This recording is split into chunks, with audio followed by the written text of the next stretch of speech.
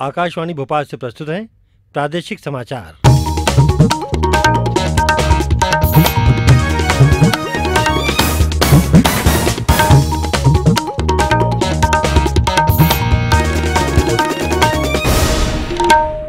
नमस्कार। समाचारों के साथ मैं रितेश सक्सेना। सबसे पहले मुख्य समाचार। सर्वोच्च न्यायालय के प्रधान न्यायाधीश जे.एस. खेहर ने कहा है कि मुकदमों के त्वरित निपटान के लिए कार्यविधि संबंधी प्रक्रिया में कमी लाई जानी चाहिए। अटेर और बांधवगढ़ विधानसभा उपचुनाव के लिए 7 उम्मीदवारों ने अपने नामांकन पत्र दाखिल किए। तिब्बती धर्मगुरु दलाई लामा भोपाल पहुंचे, कल नर्मदा सेवा यात्रा में शामिल होंगे और इस वर्ष राज्य से हज यात्रा पर जाने वालों के लिए लॉटरी 21 मार्च को होगी।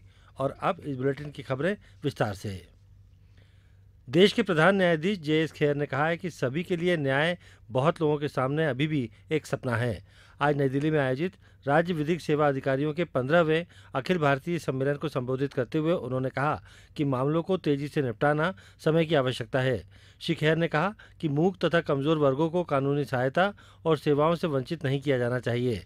प्रधान न्यायाधीश ने कहा कि मुकदमों में कार्यविधि संबंधी प्रक्रिया में कमी लाई जानी चाहिए ताकि मुकदमों का निपटारा जल्दी होना सुनिश्चित हो सके।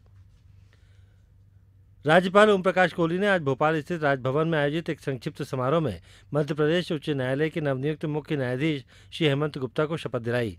शपथ ग्रहण समारोह में मुख्यमंत्री शिवराज सिंह चौहान, राज्य मंत्रिमंडल के अनेक सदस्य, न्याय जगत से जुड़े वरिष्ठ अधिकारी और वरिष्ठ प्रशासनिक तथा पुलिस अधिकारी भी मौजूद थे। न्यायमूर्ति गुप्ता मध्य प्रदेश उच्च न्यायालय के 23वें मुख्य न्यायाधीश हैं। पिछले साल मई से न्यायाधीश राजेंद्र मेनन मध्य प्रदेश उच्च न्यायालय के कार्यवाहक मुख्य न्यायाधीश की जिम्मेदारी संभाल रहे थे। प्रदेश के अटेर और बांधवगढ़ विधानसभा उपचुनाव के लिए आज 7 उम्मीदवारों ने अपने नामांकन पर्चे दाखिल किए।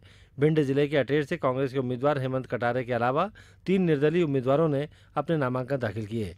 वहीं उमरिया जिले के बांधवगढ़ सीट के लिए कांग्रेस की सावित्री सिंह तथा 2 निर्दलीय उम्मीदवारों ने नामांकन पत्र जमा किए। अब तक दोनों विधानसभा उपचुनाव के लिए 8 नामांकन पत्र जमा हो चुके हैं। भाजपा के अरविंद भदौरिया अटेर सीट के लिए पूर्व में ही अपना नामांकन जमा कर चुके हैं। नामांकन जमा करने की अंतिम तारीख 21 मार्च है। केंद्रीय सूचना एवं प्रसारण मंत्री वेंकैया नायडू ने कहा है कि देश की एकता और अखंडता में बाधा पहुंचाने का प्रयास बर्दाश्त नहीं किया जाएगा। आज मुंबई में आयोजित एक सम्मेलन में उन्होंने कहा कि अभिव्यक्ति की स्वतंत्रता प्रतिबंध के बिना नहीं है। श्री नायडू ने कहा कि मतभेद हो सकते हैं लेकिन देश का विघटन अस्वीकार है। केंद्रीय मंत्री ने कहा कि अगर किसी की वैचारिक भिन्नता है तो वह किसी की भावना को आहत किए बगैर अपने विचार व्यक्त कर सकता है। प्रधानमंत्री नरेंद्र मोदी 26 मार्च को आकाशवाणी से मन की बात कार्यक्रम में विभिन्न विषयों और मुद्दों पर विचार रखेंगे। मन की बात कार्यक्रम की ये 30वीं कड़ी है। श्री मोदी ने ट्विटर पर लोगों से आग्रह किया है कि नरेंद्र मोदी ऐप पर अपने विचार और सुझाव रखें तथा बताएं कि वो नए भारत की दिशा में कैसे योगदान दे रहे हैं। श्री मोदी ने कहा कि उनके विचार इस महीने मन की बात कार्यक्रम में शामिल किए जा सकते हैं। भोपाल के राज्य निर्वाचन आयोग कार्यालय में आज नई दिल्ली के राज्य निर्वाचन आयुक्त एस.के. श्रीवास्तव ने आयोग की कार्यप्रणाली का अवलोकन किया। अवलोकन के बाद उन्होंने कहा कि मध्य प्रदेश में आयोग द्वारा किए गए सुधारों को दिल्ली के नगरीय निकाय के चुनाव में लागू करने के प्रयास करेंगे। प्रादेशिक समाचार आकाशवाणी भोपाल से प्रसारित किए जा रहे हैं। ताज़ा समाचार जानने के लिए आप हमारी वेबसाइट news.air.nic.in पर लॉगिन करें। इसके अलावा प्रादेशिक समाचार बुलेटिन यूट्यूब, ट्विटर और फेसबुक पर आरएनयू भोपाल पेज पर सुने जा सकते हैं। तिब्बती धर्मगुरु दलाई लामा आज प्रदेश की 2 दिवसीय यात्रा पर भोपाल पहुंचे। मुख्यमंत्री शिवराज सिंह चौहान और मुख्य सचिव बीपी सिंह ने उनका स्वागत किया। दलाई लामा प्रदेश में चल रही नर्मदा सेवा यात्रा में कल नेमावर में भाग लेंगे। वे कल ही राज्य विधानसभा में होने वाले एक समारोह में विधायकों और अन्य गणमान्य नागरिकों को संबोधित भी करेंगे। हाल ही में 5 राज्यों के विधानसभा चुनाव में मिली सफलता से उत्साहित भाजपा ने आज प्रदेश भर में विजय उत्सव मनाया। भोपाल में पार्टी कार्यकर्ताओं ने बूथ स्तर पर मिठाई बांटी और वाहन रैलियां निकाली। अन्य जिलों से भी ऐसे कार्यक्रमों का आयोजन किया गया। उधर पार्टी द्वारा रिपब्लिकन पार्टी ऑफ इंडिया के साथ मिलकर नेपानगर में किए गए एक कार्यक्रम में केंद्रीय सामाजिक न्याय और अधिकारिता मंत्री रामदास अठावले ने हिस्सा लिया। इस मौके पर श्री अठावले ने कहा कि प्रधानमंत्री नरेंद्र मोदी के स्पष्ट भाषणों ने दलितों का दिल जीत लिया है।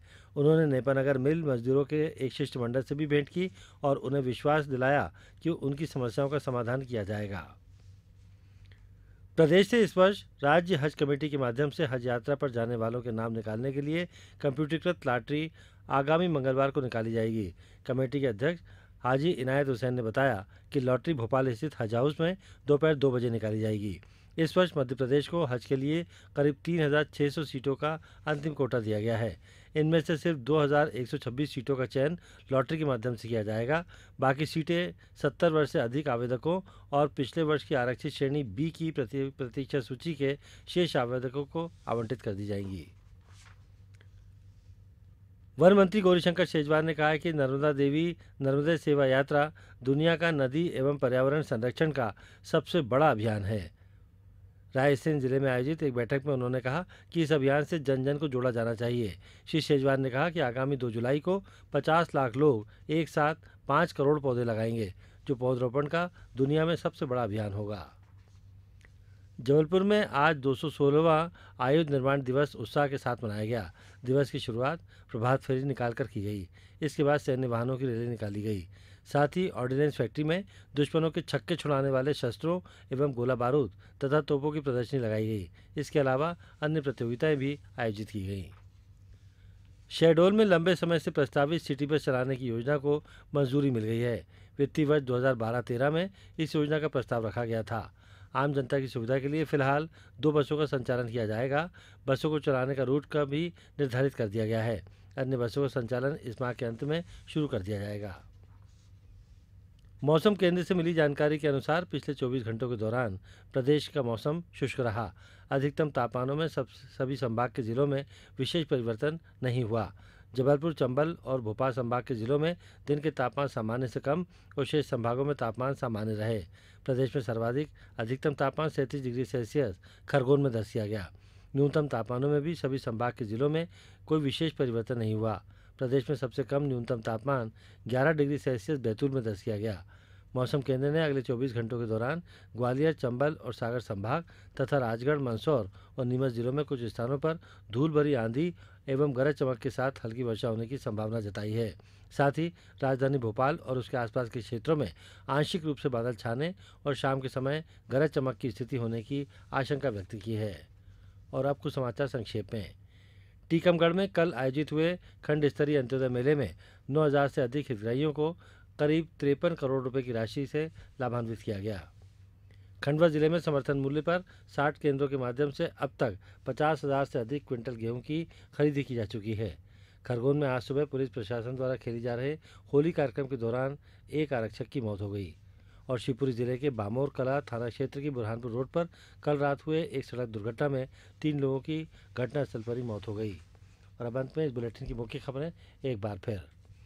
सर्वोच्च न्यायालय के प्रधान न्यायाधीश जे.एस. खेहर ने कहा है कि मुकदमों के त्वरित निपटान के लिए कार्यविधि संबंधी प्रक्रिया में कमी लाई जानी चाहिए। अटेर और बांधवगढ़ विधानसभा उपचुनाव के लिए 7 उम्मीदवारों ने अपने नामांकन पत्र दाखिल किए। तिब्बती धर्मगुरु दलाई लामा भोपाल पहुंचे, कल नर्मदा सेवा यात्रा में शामिल होंगे। और इस वर्ष राज्य से हज यात्रा पर जाने वालों के लिए लॉटरी 21 मार्च को होगी। इसके साथ ही प्रादेशिक समाचार का ये बुलेटिन समाप्त हुआ।